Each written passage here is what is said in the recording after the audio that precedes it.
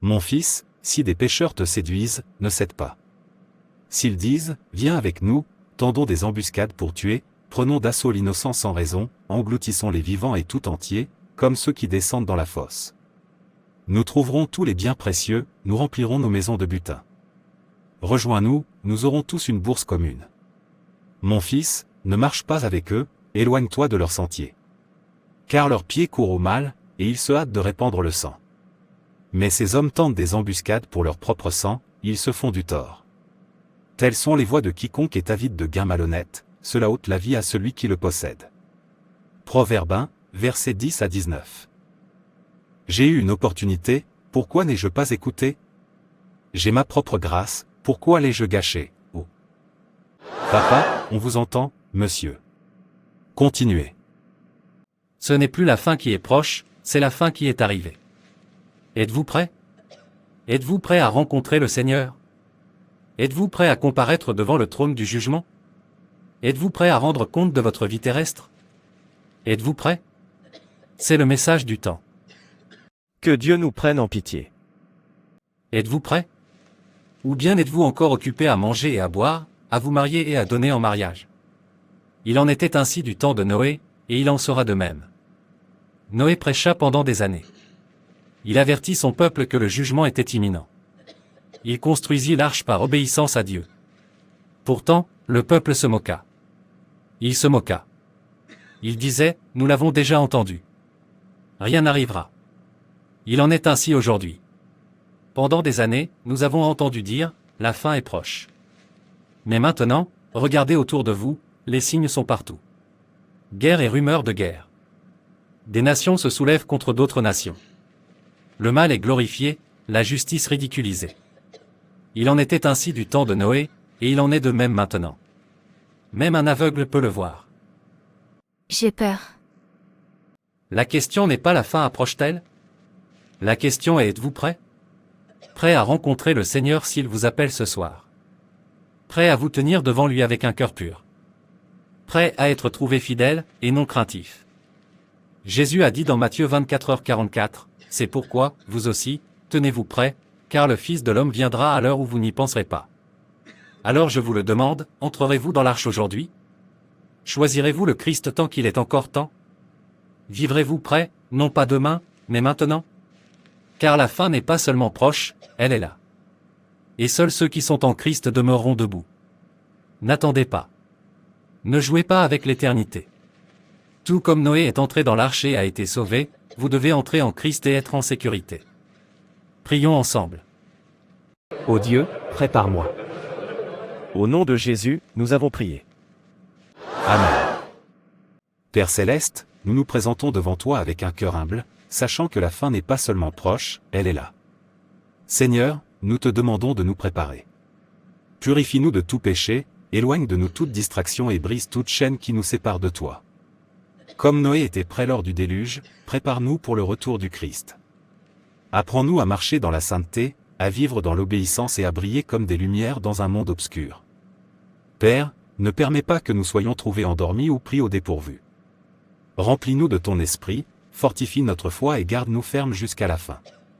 Nous déclarons aujourd'hui, nous serons prêts, par ta grâce, en Jésus-Christ notre Seigneur. Amen. Le service est terminé, que la paix de Dieu vous accompagne. Merci Jésus. La fin n'est pas seulement déjà là, mais c'est la rapidité avec laquelle elle approche qui m'effraie. Si toutes ces atrocités se produisent maintenant, alors que la grâce de Dieu est encore parmi nous, qu'en sera-t-il lorsque les saints quitteront enfin la terre et que la grâce de Dieu nous sera ravie? Quand Dieu tournera finalement le dos à la terre, à quoi ressemblera le monde? Cette pensée me terrifie. Ô Dieu, prépare-moi afin que je puisse partir avec les saints. Vous êtes de retour de l'église, Monsieur Don. Oui, Monsieur Peter, vous êtes là. J'espère qu'il n'y a pas de problème. Pas de problème, mon frère. Je suis venu prendre l'air. Comment était la messe aujourd'hui? Mon frère, à Dieu soit la gloire. Cela me rappelle que votre serviteur Jude ne venait pas à l'église. Avez-vous trouvé un arrangement avec lui? Parvenir à un accord avec qui? Je ne lui devais aucun accord. Autrement dit, si je devais faire le calcul, c'est à lui de me soutenir. Peter, ne me dites pas que vous êtes sérieux. Vous insinuez que vous ne payez aucun de vos serviteurs? Comment est-ce possible? Mon frère, voilà ce que c'est que la vie, il faut bien ouvrir les yeux, sinon on se fait dévorer par les autres. Vous n'allez donc pas aider Jude après qu'il vous ait servi pendant 8 ans au lieu des 6 ans convenus avec lui? Vous parlez parce que vous ne me connaissez pas. Il devrait être reconnaissant de manger, dormir et boire gratuitement chez moi. Fais le calcul, je l'ai déjà bien servi. Je ne lui dois rien, c'est de pouvoir rester chez moi aussi longtemps qu'il le souhaite, même jusqu'à un âge avancé, aucun problème, simplement parce qu'il me rend de bons services. Que voulez-vous dire par il peut rester chez vous jusqu'à sa vieillesse? C'est quoi cette question? C'est moi qui tiens tout. Je tiens le couteau et l'igname. Il ne mange que quand je la découpe. Et j'ai dit que je refusais de la découper moi-même, même le dos de l'igname, il ne le verrait pas. Mais ce n'est pas bien, ce garçon fait vraiment des efforts pour toi. Pourquoi l'empêcher de grandir si personne ne t'en a empêché? Jacques 5, verset 4, ne refuse pas un bienfait à celui à qui il est dû, quand tu as le pouvoir de l'accorder.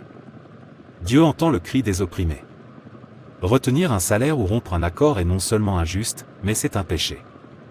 Dieu nous appelle à l'intégrité, à la compassion et à l'équité dans toutes nos relations. À vous entendre, ne me dites pas que vous aidez ces garçons qui sont à votre service. Pourquoi pas? Si le délai convenu est atteint, je les libérerai, c'est la chose à faire. Votre nom est désolé, alors. Vous les payez après avoir réglé toutes les dépenses. Avez-vous calculé combien ces garçons mangent, en nourriture, sans parler de l'eau et du reste? Qui a dit qu'il était facile de former quelqu'un? Ils devraient être reconnaissants. D'ailleurs, comment vous ont-ils payé à votre époque? Je croyais que vous aviez dit que votre maître ne vous avait jamais payé. Comment avez-vous fait pour survivre? Vous avez raison sur ce point, mais... Non, mais je vous en prie, si nous ne faisons pas attention, ces jeunes vont s'emparer de notre commerce et nous replonger dans la misère. Est-ce vraiment ce que vous souhaitez? Réfléchissez-y. Le temps que vous régliez tel ou tel problème, ils auront accaparé toute notre clientèle et nous opprimeront. Nous nous disputerons alors nos clients au nom d'un règlement. Je ne laisserai pas cela se produire, je vous en prie. Que celui qui prétend en avoir assez de manger gratuitement chez moi s'en aille. Je ne suis pas prêt à libérer qui que ce soit. Vous m'avez rappelé l'histoire d'un de mes domestiques. Sais-tu que ce garçon a failli me ravir tous mes clients? Après l'avoir aidé, il a ouvert une boutique et a commencé à démarcher mes clients. À ce jour, il leur a pris la moitié. Non, continuez à les aider, vos yeux s'éclairciront bientôt. Laissez-moi rentrer chez moi et voir si ma femme a fini de cuisiner. D'accord, vas-y, on se voit plus tard. Au secours, mon œil. Ils veulent tous prendre le contrôle de leur maître, c'est pourquoi ils récoltent ce qu'ils ont semé, plus d'aide. Pierre vient de rouvrir une plaie, ses serviteurs sont cruels, ils méritent le même sort que Pierre leur inflige. De plus, j'ai servi mon maître pendant près de 9 ans, il ne m'a jamais satisfait. Suis-je mort? J'ai survécu. Il devrait en faire autant. Je suis de retour, j'espère que mon repas est prêt. Mon maître est de retour, je dois aller lui rappeler que l'année convenue est écoulée. Il devrait me libérer pour que je puisse prendre soin de ma famille. J'ai une mère dont je promets de rendre la fierté, j'ai un père. Je veux effacer la honte de son visage. J'ai des frères et sœurs que je veux aider. Il devrait me libérer pour que je puisse assumer mes responsabilités. Je dois le voir. Où est cette femme? Monsieur, bienvenue. Avez-vous lavé tout le linge? Je vous demande de laver. Oui, monsieur, j'ai fait tout mon devoir. C'est bien, tu peux aller te reposer, puisque c'est dimanche. Le travail reprend lundi, alors repose-toi bien aujourd'hui. Monsieur, je veux vous voir. Ah oui, ça me fait penser, ma femme a dit qu'il avait besoin de tomates fraîches. Prends cet argent, cours au marché et achète-lui-en. Et écoute, fais vite, sinon tu ne goûteras rien dans cette maison. Monsieur, qu'en est-il de ce que je voulais vous dire? Est-ce à mon retour? Mon ami, va là où je t'ai envoyé. D'accord, monsieur. Que voulait-il me dire d'autre, sinon me rappeler de le libérer? Quand serai-je libre? Quand pourrai-je enfin aider ma famille? Cela fait 8 ans que je suis à son service, et pourtant il ne songe pas à me libérer. Le pire, c'est qu'il refuse de m'entendre en parler, dès que j'aborde le sujet, il me renvoie. Ma femme n'arrange rien, elle est même pire. Pourquoi moi? Parmi toutes les familles du monde, pourquoi est-ce celle-ci que j'ai fini par intégrer? Regardez tous ces garçons que j'ai servis avant eux, leur maître les a affranchis et affranchis. Pourquoi mon propre maître ne pourrait-il pas faire de même avec moi? Ô Dieu, je suis las d'être un serviteur, aide-moi, touche le cœur de mon maître pour me libérer. Jude, qu'y a-t-il? Que fais-tu ici tout seul? Mon maître refuse de me libérer, nous avons convenu qu'il me verserait une pension alimentaire et me libérerait une fois les 6 ans écoulés. 8 ans se sont écoulés depuis, et je suis toujours à son service, sans que cela ne semble l'inquiéter. Mais pourquoi ignorait-il que l'année convenue était écoulée? Il le savait, il ne voulait tout simplement pas me libérer, mais je l'ai servi fidèlement. Pourquoi me fait-il subir cela? Je vous suggère de retourner le voir et de lui dire que vous avez besoin de lui pour vous libérer. Il ne voudrait pas écouter. Jude, sois un homme, sois courageux et ne le crains pas, tu le mérites. Le travail n'est pas une malédiction, c'est une vocation. Proverbe 14, verset 23, tout travail procure un profit, mais les vaines paroles ne mènent qu'à la pauvreté. Tout effort sincère qu'il s'agisse de prédication, d'enseignement, d'agriculture ou de construction est précieux aux yeux de Dieu.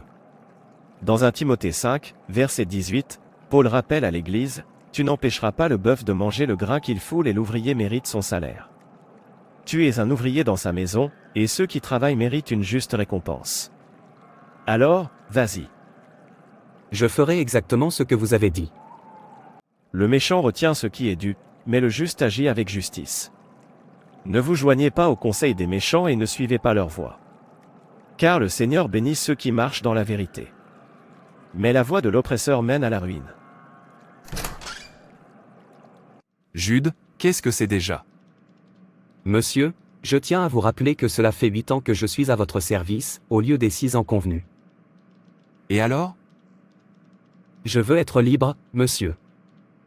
Ah, tu veux être libre, c'est ça? Oui, monsieur. Pas de problème, je vais faire exactement cela. Retourne à ce que tu faisais, laisse-moi préparer ta liberté. Très bien, monsieur, merci beaucoup, monsieur.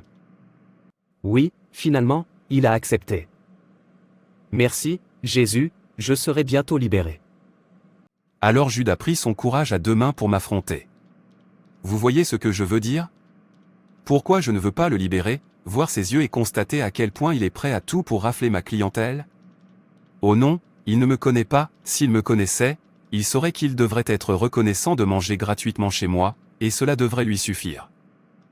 Chérie, qu'est-ce qu'il y a? À qui parles-tu? Vous imaginez? Jude est venu droit vers moi et m'a demandé de le calmer pour qu'il soit libre. Vous voulez dire qu'il a fait ça, et donc qu'il n'est pas reconnaissant pour la nourriture gratuite qu'il mange chez nous? Chérie, il faut que ce garçon quitte ma maison. Je ne suis plus à l'aise en sa présence, j'ai toujours l'impression d'avoir une dette envers lui. Ne t'inquiète pas, ma chère, car j'ai une idée. Allez-y, que pensez-vous que nous devrions faire? Tu sais ce qui va se passer. Fais semblant d'être sorti pendant que je l'attire dans notre chambre, puis fais irruption en nous surprenant en flagrant délit, et je ferai semblant qu'il veut me violer. Je pense que ça suffira. Excellente idée, mais il nous faut encore des témoins. Ce n'est pas un problème, on peut s'arranger. Il te suffit de retrouver un de tes amis et de trouver un appui. Tu vois pourquoi je t'aime, tu es le maître du cerveau. Vous pouvez le dire. Vous savez quoi? Que le jeu commence.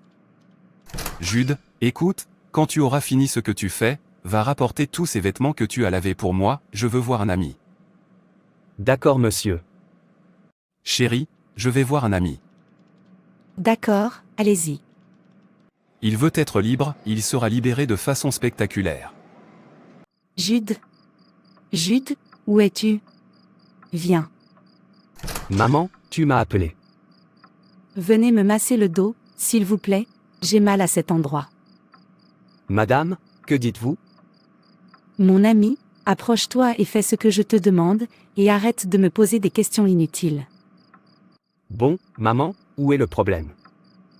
Que se passe-t-il ici? Jude? Que fais-tu dans ma chambre? Monsieur, madame a dit que je devrais. Chérie, il veut me forcer. Madame, que dites-vous? Oh non, voisin, venez voir ce que je vois.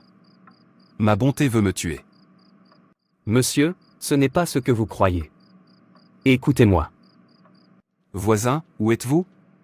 Venez, car le sang va couler. Monsieur Peter, qu'est-ce que c'est? Monsieur Peter, que s'est-il passé?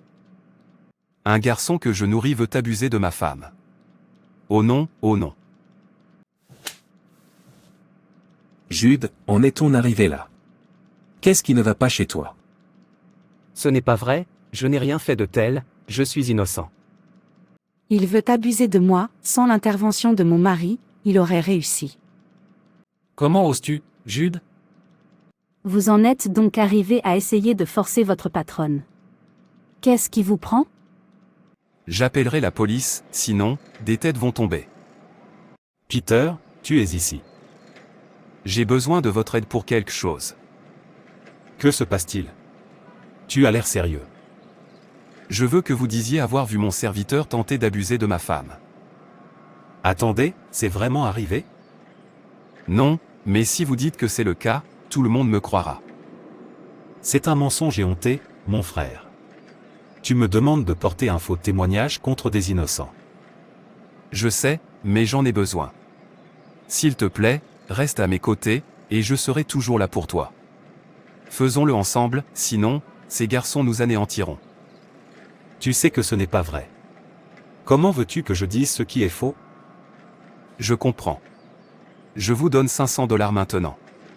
Une fois que vous aurez terminé, je vous donnerai $500 supplémentaires, ce qui fera $1000. Nous avons donc un accord, il vous suffit de dire que vous l'avez vu aussi, et c'est tout. Je n'aime pas trop ça, mais tu es mon ami. Si tu l'insistes, je le dirai. Merci. Je savais que je pouvais compter sur vous. J'ai donné mon accord, mais cela me met mal à l'aise. Je sais que c'est mal et que cela pourrait ruiner la vie d'un innocent. Mais Peter semble tellement désespéré. Je ne suis pas le seul à l'avoir vu, mon ami aussi. Chérie, ne me dis pas qu'il t'a vraiment acheté. Que signifie quoi? J'ai surpris votre conversation avec Monsieur Peter. Voulez-vous bien entrer et arrêter de vous mêler des discussions des hommes? Si Dieu nous avertit à l'avance, c'est pour que nul n'ait d'excuse. Si quelqu'un vous incite à faire le mal et que vous vous y précipitez, avez-vous songé à la fin de votre temps? Vous ignorez le jour et l'heure où vous devrez rendre des comptes. Et si votre temps s'achevait ce jour-là même, alors que vous êtes pris au piège du péché, et que vous mourriez sans vous repentir? Vous seriez alors séparés de Dieu pour l'éternité, tandis que celui qui vous a poussé au péché pourrait se repentir et entrer au paradis. Imaginez le tourment de voir celui qui vous a trompé se réjouir au ciel, tandis que vous êtes en enfer, grinçant des dents, souffrant sans fin, pleurant sans relâche, souhaitant n'être jamais né. Ne seriez-vous pas rongé par le regret d'avoir laissé un autre être humain vous égarer? Mais Peter est mon ami. Ne devrais-je pas le soutenir? L'amitié n'est pas une loyauté aveugle. Les vrais amis vous guident vers la lumière, non vers les ténèbres, c'est pourquoi la Bible nous avertit, ne vous asseyez pas au conseil des méchants. La grâce est accordée à chacun différemment. Chacun a son propre calendrier, le vôtre et celui de cette personne ne coïncidant pas. Votre propre grâce est peut-être plus courte que celle de cette personne, et vous l'avez laissé vous tromper et vous conduire à mourir dans le péché alors qu'il s'est repenti par la suite. L'éternité est sans fin. Elle est infinie, au moment où vous franchissez le seuil, il n'y a pas de retour en arrière, plus de grâce. Alors pourquoi gaspiller votre grâce? Pourquoi fréquenter les méchants? Pourquoi jouer avec votre âme? Pourquoi parier avec l'éternité? Elle est sans fin, chaque milliard d'années n'est qu'un commencement. Il n'y a même pas des années dedans, elle n'est pas comptée. La Bible dit qu'elle est éternelle. Demandez-vous maintenant s'il est sage de mourir dans le péché simplement pour plaire à quelqu'un qui pourrait plus tard se repentir et aller au ciel. J'ai dit, ça suffit, femme. Je sais ce que je fais. N'oubliez pas, fréquenter les méchants, c'est se rendre complice de leurs actes. Leur chemin peut paraître facile, mais il mène à la ruine. 1 Corinthiens 15, verset 33. Ne vous y trompez pas, les mauvaises compagnies corrompent les bonnes mœurs. Va à l'intérieur et prépare-moi quelque chose à manger maintenant. Ce garçon a commis un acte abominable. Oh non, comment ce garçon peut-il être assez mauvais pour penser à de telles méchancetés? Est-il vraiment nécessaire de poser la question? Regardez-le dans les yeux, vous verrez qu'il fera pire que cela. Vraiment. J'étais là, j'arrivais avec mon ami quand j'ai aperçu l'abomination et j'ai fait demi-tour. Que attendez-vous encore? Qu'on le fasse sortir de cette maison. Où est-il? J'appellerai la police pour vous, vous ne vous en tirez pas comme ça. Monsieur, écoutez-moi. Chère madame, éloignez-le, appeler la police c'est une perte de temps. Alors Jude, c'est comme ça que tu veux remercier mon ami après tout ce qu'il a fait pour toi? Tu es méchant, en fait, tu n'as aucune conscience. Monsieur, vous savez que je ne peux pas faire ça. Je suis innocent. Tais-toi, j'ai tout vu moi-même. Si mon mari n'était pas arrivé à l'heure, il aurait réussi. Oh non, quittez ma maison. Éloigne ce garçon, Peter, sinon il recommencera. Oh mon Dieu, où vais-je aller maintenant? Aidez-moi. Regardez-le, il veut abuser de la femme de son maître. Ces jeunes d'aujourd'hui, quelle abomination! Ce n'est pas vrai. Que Dieu me donne raison, je ne peux plus continuer ainsi. Mauvais garçon. Seigneur, tu es mon défenseur et mon refuge. Je viens à toi le cœur pur, proclamant mon innocence. Ne permets pas aux méchants de triompher dans ma vie. Étends ta main puissante pour me secourir. Fais briller ta lumière et révèle tout complot ourdi contre moi. Brise les chaînes de l'esclavage et libère-moi. Que ta vérité et ta miséricorde m'entourent et que ta paix règne à jamais dans ma vie.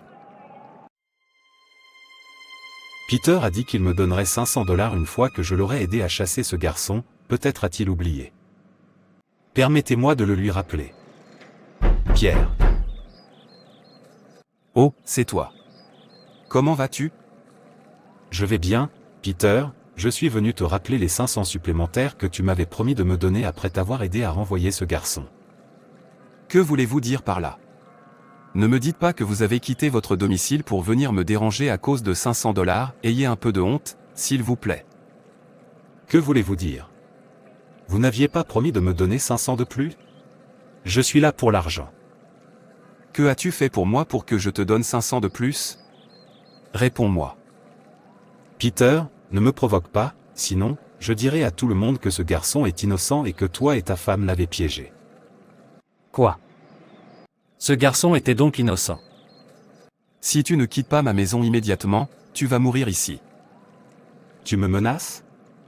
Écoute, tu dois me donner cet argent tout de suite, sinon. Sinon quoi? Sortez de chez moi. Comment oses-tu me gifler? Oh non, oh non. Ma tête, ma tête. J'ai tué quelqu'un. Peter, qu'as-tu fait? Tu l'as tué. Alors tu es ce méchant Pierre, tu as accusé un garçon innocent. Tu vas régler le problème à ce garçon en lui donnant le double. Veuillez m'excuser, je ne sais pas ce qui m'a pris. Maintenant, bouge, meurtrier. Je me suis repenti, je promets de corriger toutes mes erreurs. Je suis désolé. Oh non. Seigneur Jésus, pardonne-moi. Je regrette toutes mes fautes. Je promets de consacrer le reste de ma vie à toi. Aie pitié de moi. Oh non, il a été pardonné après m'avoir envoyé en enfer. Et n'oubliez pas que Jésus vous aime vraiment. La vie est un voyage, et chaque pas que nous faisons est influencé par nos fréquentations. La Bible nous dit dans le psaume 1, verset 1, « Heureux l'homme qui ne marche pas selon le conseil des méchants, qui ne s'arrête pas sur le chemin des pécheurs, et qui ne s'assied pas en compagnie des moqueurs. » Pourquoi? Parce que l'influence est puissante. À force de côtoyer les méchants, leurs comportements finissent par paraître normaux. À force de marcher avec eux, leur chemin devient le vôtre. Mais l'Écriture nous avertit, « Mon fils, si les pécheurs te séduisent, ne te laisse pas tenter. » Proverbe 1, verset 10. Le mal peut sembler attrayant, il peut promettre un gain rapide, mais il mène toujours à la destruction. Voyez les choses ainsi, un arbre planté près d'un cours d'eau prospère, tandis que la paille l'enveloppe inutile est emportée par le vent. Les justes sont comme cet arbre, enracinés et féconds. Les méchants sont comme la paille, instables et éphémères. Lequel voulez-vous être ? Le monde vous tentera par des raccourcis, des amitiés perverses, des promesses de richesse et de plaisir. Mais souvenez-vous de Proverbe 13, verset 20, celui qui fréquente les sages devient sage, mais celui qui se lie d'amitié avec les insensés se perd. Alors, choisissez avec soin. Entourez-vous de ceux qui vous élèvent, qui vous incitent à vivre avec intégrité, qui vous rappellent la vérité de Dieu. Ne vous asseyez pas avec les méchants, car leur compagnie est un piège. Au contraire, levez-vous et marchez dans la lumière. Et lorsque vous sentez la tentation vous saisir, écoutez la voix de la sagesse qui dit, « Éloignez-vous de moi, vous qui commettez l'iniquité, afin que je garde les commandements de mon Dieu. » Psaume 119, verset 115. Votre destinée est trop précieuse pour la gaspiller en compagnie de ceux qui méprisent la justice. Tenez bon, marchez dans la vérité, et vous serez bénis. Merci d'avoir regardé. N'hésitez pas à vous abonner, à aimer et à partager. Que Dieu vous bénisse. Et n'oubliez pas que Jésus vous aime vraiment.